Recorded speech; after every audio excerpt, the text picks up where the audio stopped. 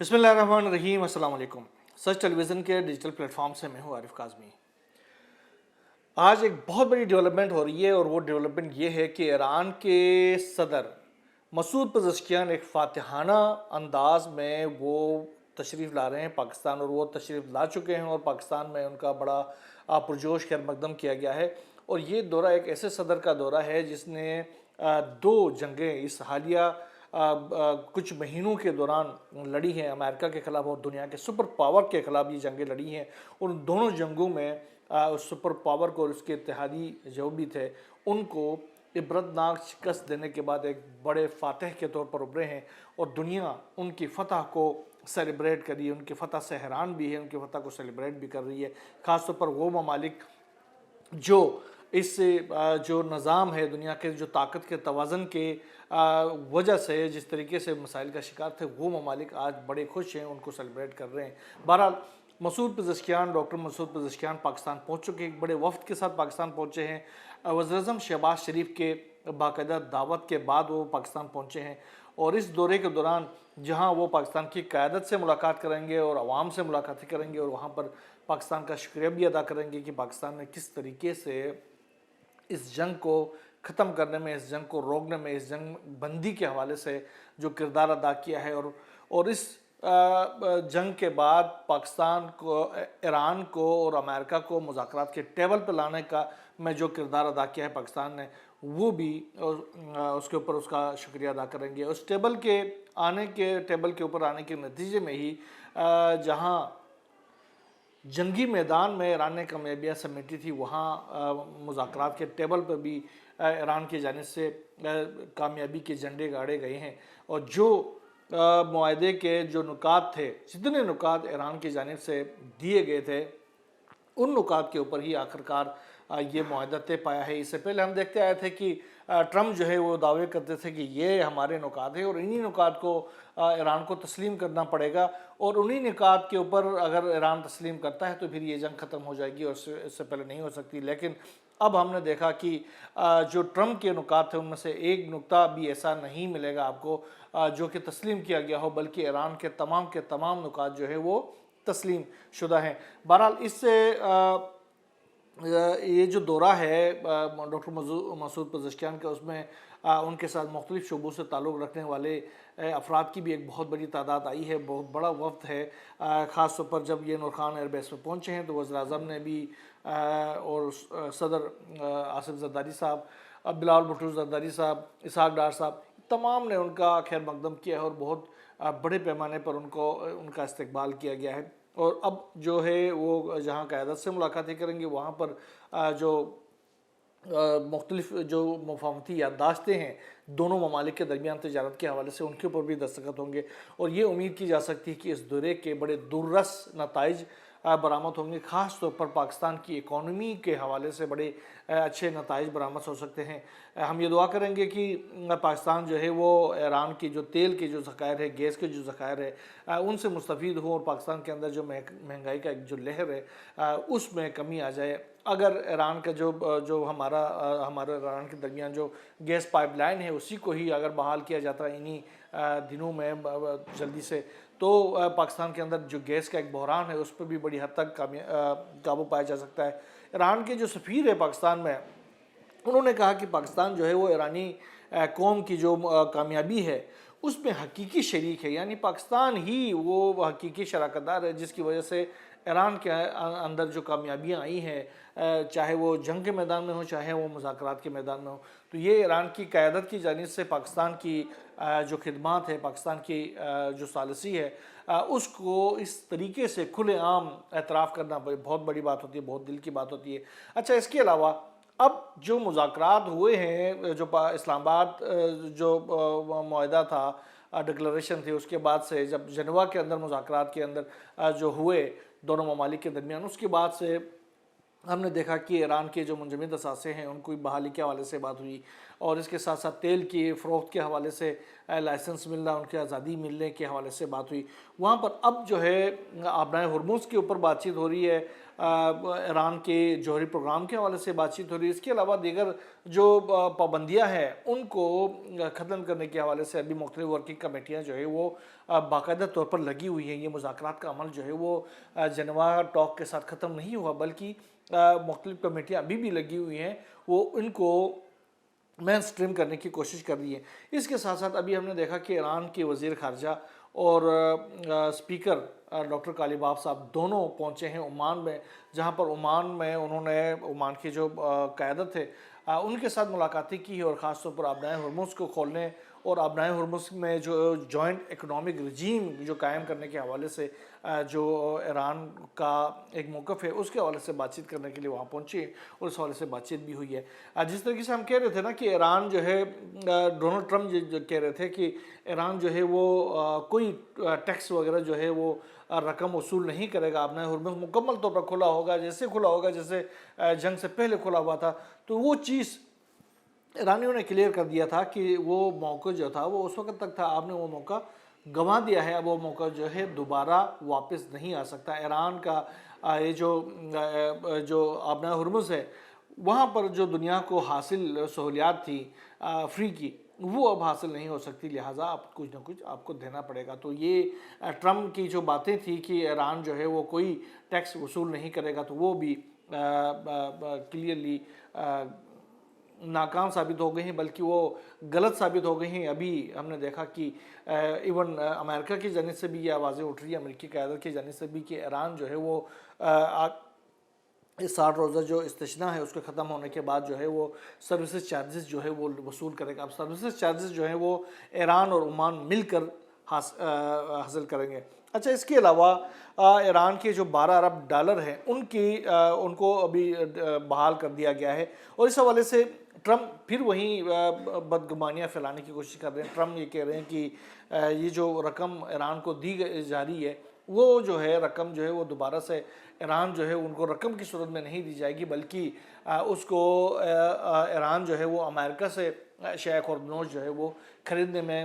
وہ خرچ کرے گا. یعنی ایران جو ہے وہ رقم جو ہے اس ساری رقم سے امریکہ سے شیعہ خوردنوش خریدے گا، اور اس سے امریکہ کے جو کسان ہیں وہ بڑے خوشحال ہو جائیں گے، ان کے لیے خوشحالی آ جائے گی. تو ایران نے کہا کہ ایسا کچھ نہیں ہونے جا رہا، یہ رقم جو ہے وہ جلدی بھی ملے گی، کیونکہ ٹرمپ نے کہا تھا کہ اس کو اتنی جلدی بھی ملنے والی نہیں، اس میں ٹائم لگے گا. تو انہوں نے کہا کہ جلدی بھی ٹائم ملے گی، اور ایران سے امریکہ سے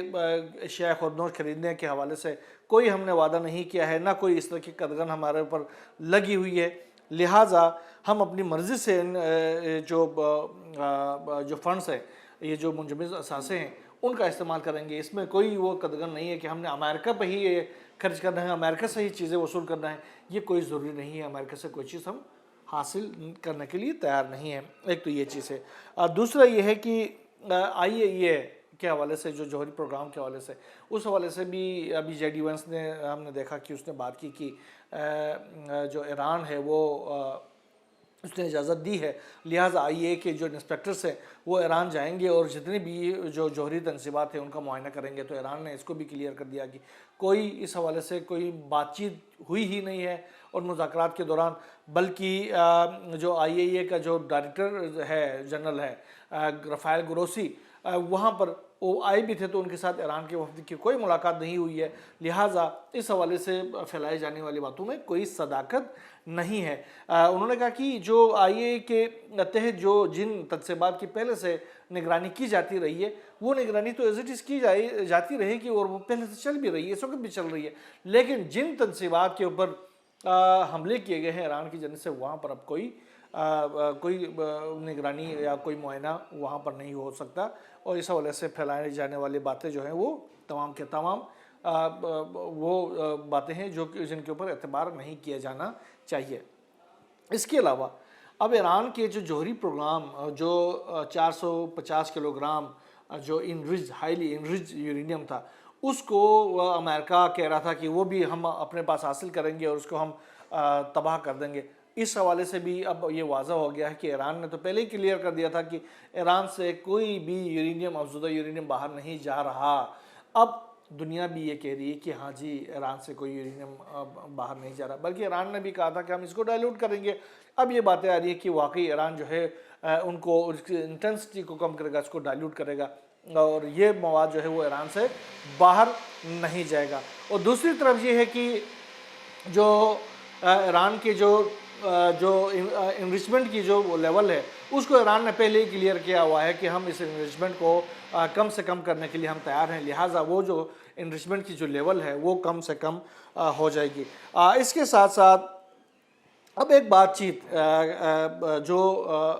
ایران کے وفود جو ہے وہ ایک پاکستان آیا ہے، دوسرا وفد جو ہے وہ ادھر گیا ہوا ہے عمان میں، تو ادھر جے ڈی وینس جو ہے وہ بھی مشرقی وسطیٰ کے کچھ ممالک کا دورہ کرنے کے لیے وہ بھی نکلے ہیں۔ آج سے اس کا بھی دورہ شروع ہو گیا، 3 روزہ اس کا دورہ ہے، جس میں وہ جائیں گے کویت میں، امارات میں اور بحرین میں، اور ان مذاکرات ان دوروں کے دوران وہ خاص طور پر آبنار ہرمز کو کھولنے کے حوالے سے اور پھر جو جنیوا مذاکرات ہے ان کے حوالے سے جو اپنے ان اتحادیوں کو اعتماد میں لے لیں گے۔ اچھا، اس حوالے سے راکچی صاحب نے ایک بیان جاری کیا ہے، بقائی صاحب نے، انہوں نے کہا کہ جو ابھی یہ کلیئر ہو گیا ہے، یہ واضح ہو گیا ہے کہ جو جنگ تھی 40 روزہ، اس جنگ میں کچھ عرب ممالک جو ہیں وہ براہ راست شریک تھے۔ یہ انہوں نے بیان جاری کیا، انہوں نے کہا کہ یہ جو ممالک تھے یہ بالکل مکمل طور پر شریک تھے، لہٰذا آگے آنے والے دنوں میں ان کے اوپر کچھ عدالتی یعنی ان کے اوپر کوئی کیس کیا جا سکتا ہے کہ وہ کیوں آخرکار ایران کے اوپر حملوں میں شریک ہو گئے۔ تو یہ بقائی صاحب نے کلیئر کر دیا ہے کہ آگے آنے والے دنوں میں ان ممالک کے خلاف ایران جو ہے وہ کوئی کسی ایسی عدالتی کارروائی شروع کر سکتا ہے جس میں ان کو یہ ذمہ دار ٹھہرایا جائے کہ انہوں نے آخرکار ایران کے خلاف کیوں جنگ میں شریک ہو گئے، امریکہ اور اسرائیل کے جنگ میں کیوں وہ شریک ہو گئے، اور انہوں نے ایران کے اوپر حملے کر کے ایران کو نقصان کیوں پہنچایا۔ اس حوالے سے بھی انہوں نے یہ کہا کہ ان کو قانونی نتائج کا سامنا کرنا پڑ سکتا ہے، اس حوالے سے جو بھی ضروری اقدام ہوگا وہ ہم کریں گے۔ یہ عباس اراغچی کا بیان ہے۔ اچھا، اس کے ساتھ ساتھ جو جنیوا کے اندر جو مذاکرات تھے اس میں تعطل کیوں پیدا ہو گیا، آخرکار ایران کے جو وفد ہے وہ کیوں واپس چلا گیا، سیکنڈ مرحلے میں شامل کیوں نہیں ہوا گیا، کیا وہ دوبارہ سے شامل ہو گیا؟ اس حوالے سے جے ڈی وینس نے کہا کہ یہ جو باتیں پھیلائی جاتی ہیں کہ جو مذاکرات کا دوسرا مرحلہ تھا وہ ختم ہو گیا اور ایرانی وفد واپس چلا گیا، اس میں کوئی صداقت نہیں ہے، بلکہ ہوا یہ تھا کہ اس کے بعد 9 گھنٹے تک ایرانی جو ہے وہ ہمارے ساتھ مذاکرات کرتے رہے۔ اس حوالے سے ڈاکٹر کالیباف صاحب نے ایک بڑا اہم بیان جاری کیا۔ انہوں نے کہا کہ جب گفتگو ہو رہی تھی امریکی وفد کے ساتھ، اس دوران ہمیں بتایا گیا کہ ڈونلڈ ٹرمپ نے دھمکیاں دی ہیں، اس کے بعد ہمیں بڑا غصہ آ گیا۔ انہوں نے کہا کہ ہم جب مذاکرات کے ٹیبل پہ بیٹھے تو میں نے جے ڈی وینس کو کہا کہ آج ہم یہاں پر مذاکرات کر رہے ہیں اور معاہدوں کے اوپر دستخط بھی کر رہے ہیں، اور دوسری طرف تمہارا جو صدر ہے وہ ہمیں دھمکیاں دیتا ہے، تو یہ جو رویہ ہے وہ ہمارے لیے کسی صورت قابل قبول نہیں ہے، لہٰذا ہم آپ کے ساتھ بیٹھنے کے لیے تیار نہیں ہیں، آپ کے ساتھ کوئی مذاکرات نہیں ہوں گے۔ اس کے بعد ہم وہاں سے اٹھ کر اپنے ہوٹل میں چلے گئے۔ پھر وہ کہتے ہیں کہ صدر جو نائب صدر ہے جے ڈی وینس، امریکی وفد نے ثالثوں کو ہمارے طرف بھیجا، پاکستان کے ثالثوں کو اور قطر کے ثالثوں کو، کہ وہ ہم مذاکرات کی ٹیبل پر واپس آ جائے۔ ہم نے اپنے ثالثوں کو بصد احترام یہ کہا کہ ہم مذاکرات میں بیٹھنے کے لیے تیار ہیں، امریکہ کے ساتھ باقاعدہ مذاکرات کریں گے، لیکن اب چونکہ ہمیں دھمکی دی گئی ہے، جب تک ڈونلڈ ٹرمپ جو ہے وہ ہم سے معافی نہیں مانگتے، ہم ان کے ساتھ آمنے سامنے بیٹھ کر کوئی مذاکرات نہیں کریں گے۔ لہٰذا طے یہ پایا کہ ہماری جو مذاکرات ہوں گی وہ